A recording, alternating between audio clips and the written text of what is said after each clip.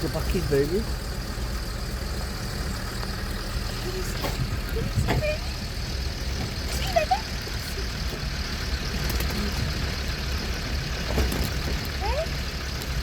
Your parents love this baby. Now she wants it. When she sees animals. Yes.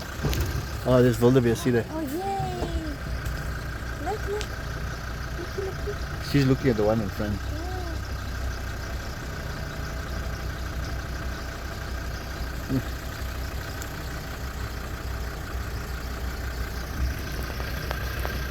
There's one here. What's this one? Big one there. That is a male Inyala. Oh, okay. Joe, that one's a lot bigger than the ones we get from us. Yeah, so the ones that we see around the lodge are mostly female. Female, okay. So you can see with the Inyala, they have the most pronounced sexual dimorphism of the antelope. So the males look completely different to the females. Oh. Fur is much darker.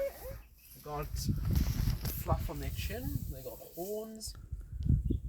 And the fur is much darker.